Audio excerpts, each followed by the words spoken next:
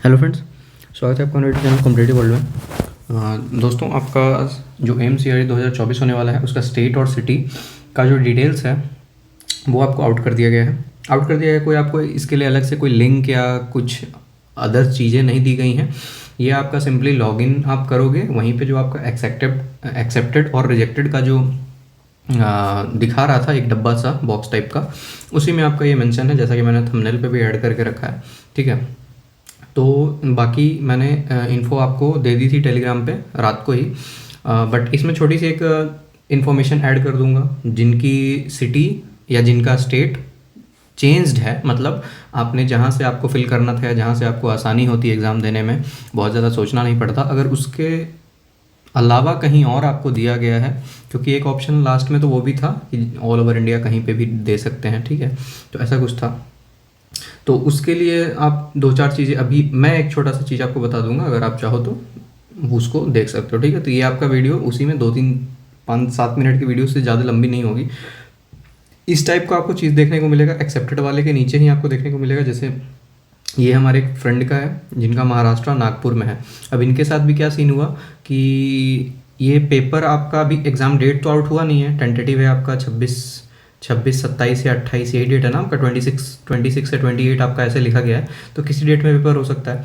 अब ये जो बंदा ये नासिक में रह रहा, नासिक में, तो सेंटर चॉइस इनने नज़दीक वाला डाला और इसको वो नहीं मिला। ठीक है, अब नागपुर मिला। नागपुर की दूरी यहाँ से मतलब नासिक से अगर आप ट्रेन वाइज जाते हो तो शाम को पकड़ते हो तो सुबह सुबह पहुँचते हो, मतलब ऑन एन एवरेज 12 घंटे का सफ़र आपका हो जाता है। तो 12 घंटे आना, 12 घंटे जाना और पेपर भी देना। ठीक है, पेपर किस टाइम में होगा, किस शिफ्ट में होगा, ये भी नहीं पता। ठीक है, उसके अकॉर्डिंगली हमें प्लान करना होगा।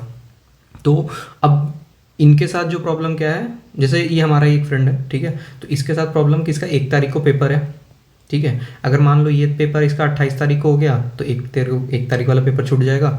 अब ये वाला देगा तो ये छूटेगा, ये देगा तो ये छूटेगा। तो ऐसा केस आप लोग में से कई सारों के साथ हो सकता है। ठीक है, जैसे 1 तारीख को आई गेस एसबीआई क्लर्क का पेपर है, जो 22 को है, 27 को है, 28 को है और 1 को है। ठीक है, इन 4 डेट में इनका पेपर होने वाला है। ठीक है, तो 22 वाले तो निकल जाएंगे।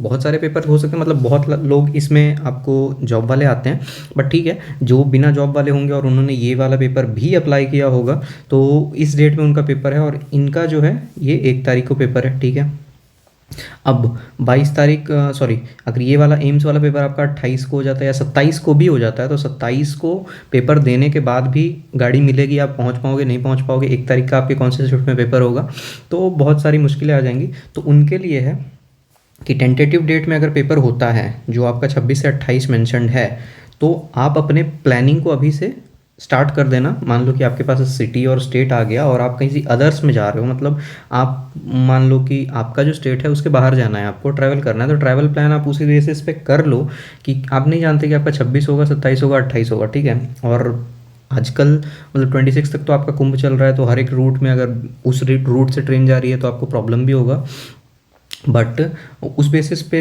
आपको प्लान करके रखना पड़ेगा कि एंड मोमेंट पे आपको फिर टिकट का, या मतलब कहीं बाहर जाना है तब की बात कर रहा हूँ। अगर बहुत नज़दीक है या 100-200 किलोमीटर के रेंज में है तब तो कोई दिक्कत नहीं होगी, ऐसे उस बस भी मिल जाएगी आपको।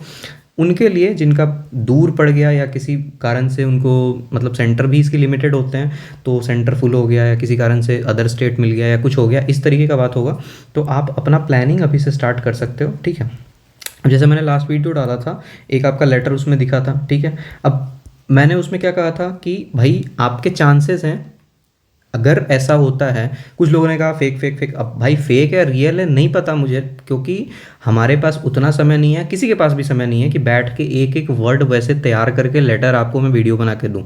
हमारे पास अगर कहीं से कुछ अवेलेबल होता है तो हमारी जो वो है कि हम आपको अवेलेबल कराते हैं एज ए इन्फॉर्मेशन, कि भाई जो चल रहा है अपने आसपास एनवायरनमेंट में वो आपको जानकारी होनी चाहिए। अब क्या होगा नहीं होगा वो डिपेंड करता है ना डिपार्टमेंट पे, मतलब जो इंस्टीट्यूशन आपको कंडक्ट कर रही थी एग्ज़ाम। मैंने दो चीज़ कही थी, ये तो नहीं कहा था कि भाई एकदम पोस्टपोन हो ही जाएगा। मैंने क्या कहा था, कंपटीशन पे फ़र्क पड़ जाएगा अगर ऊपर नीचे वैकेंसी होता है, जैसे 2 वैकेंसी एओ की भी तो कमी हुई थी, उससे असर क्या पड़ेगा आपका, कंपटीशन पे असर पड़ेगा, सिंपली वो चीज़ भी हो सकता है। तो अगर इनने उनके डिमांड को पूरा कर दिया, जो इशू चल रहा है अगर वो सही है, तो सेम डे में अगर एग्ज़ाम होगा तो होगा। हमको प्लान करना है टेंटेटिव के डे के हिसाब से।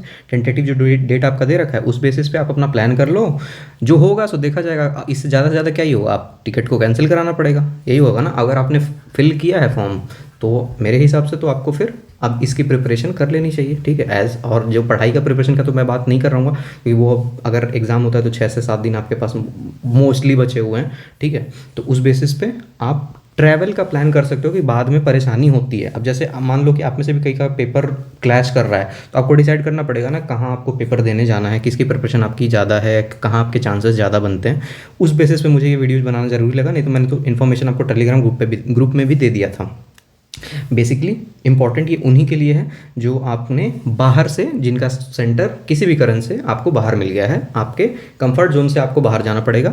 जैसे आपने सोच रखा था कि भाई सेंटर तो नज़दीक आ जाएगा तो यहीं जाके दे के आ जाएंगे। अब वो चीज़ अगर नहीं है तो आपको इसकी बेसिस पे प्लान करना पड़ेगा। तो प्लान आप टेंटेटिव डेट के हिसाब से ही करो अभी, और जाने का आप 26 को सुबह सुबह वहाँ पहुँच जाने का करो, क्योंकि अभी एग्ज़ाम डेट आपको 3 दिन पहले आएगा। अब 3 दिन में अगर आप ट्रैवल का प्लान कर सकते हो देन वेल एंड गुड।